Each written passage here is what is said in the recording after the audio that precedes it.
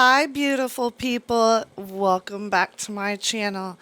Today, we are going to discuss my two favorite books from 2024. Those two favorite books are The Last Murder at the End of the World by Stuart Turton and My Darling Dreadful Thing by Johanna van Veen.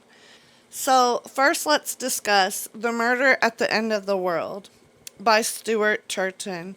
So, the reason why I wanted to read this book in the first place so much is because I read The 7.5 Deaths of Evelyn Hardcastle, and that was such an excellent book. He also wrote The Devil in the Dark Water, which I haven't read yet, but I really want to. It's on my to-be-read list. And then, this is his third novel, I believe.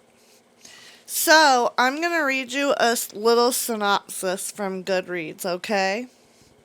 Solve the murder to save what's left of the world. Outside the island, there is nothing. The world was destroyed by a fog that swept the planet, killing anyone it touched. On the island, it is idyllic. 122 villagers and 3 scientists, living in peaceful harmony. The villagers are content to fish, farm, and feast, to obey their nightly curfew, to do what they're told by the scientists. Until, to the horror of the islanders, one of their beloved scientists is found brutally stabbed to death. And then they learn that the murder has triggered a lowering of the security system around the island, the only thing that was keeping the fog at bay. If the murder isn't solved within 107 hours, the fog will smother the island and everyone on it.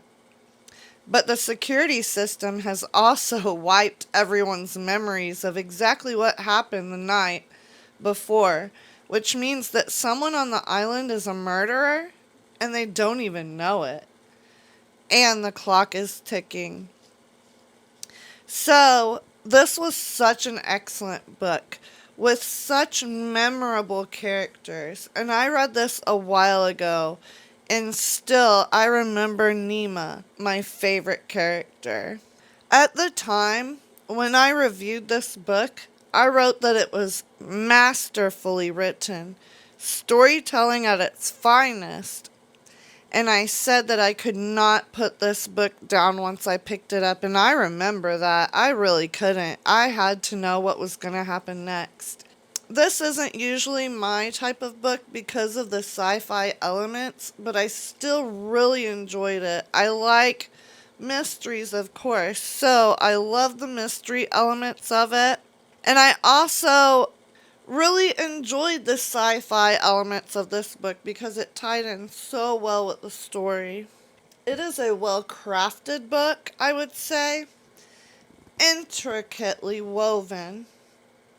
The story is, and it's also easy to read. So I absolutely loved it, and I think that you would too. If you haven't read it yet, I would say to give it a chance. And also, if you have read it, you tell me who your favorite character was in the book in the comments down below, okay? Also, if you like this video, make sure to give it a thumbs up and subscribe to the channel to catch the rest of Vlogmas.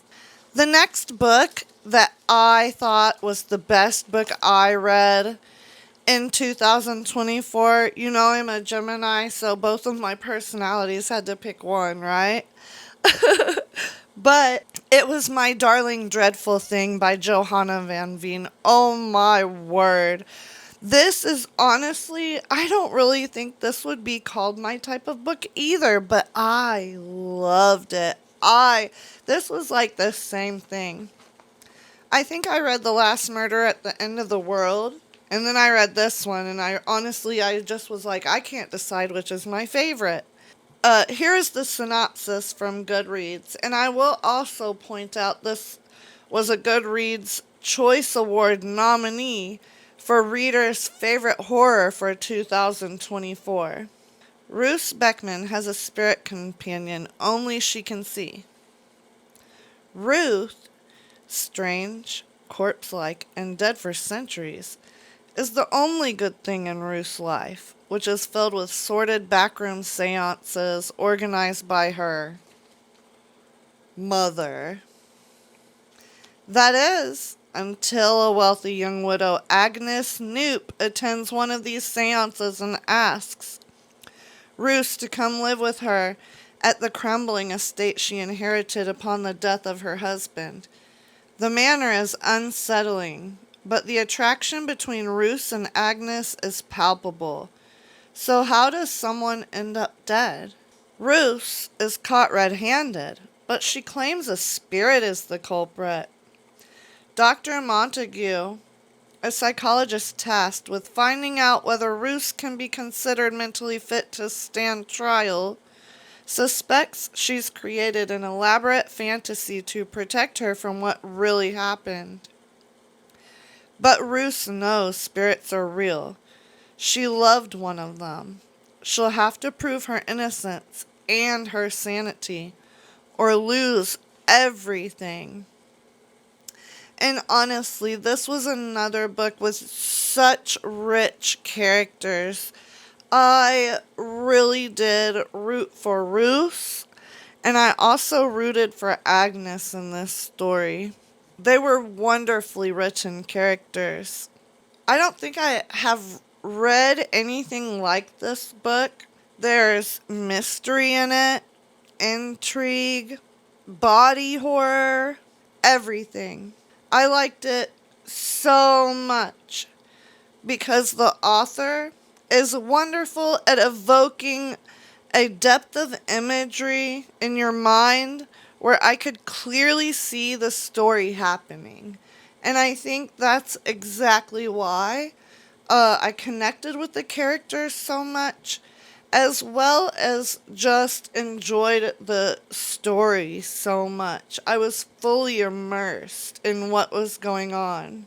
I feel like Johanna van Veen is a masterful author at showing what is happening instead of just telling you. I could feel what the main character was feeling. I could see what she was seeing. And this is an amazing book that I highly recommend. And she is an author that, is on my must-read list. If she comes out with another book, I'm going to have to read it.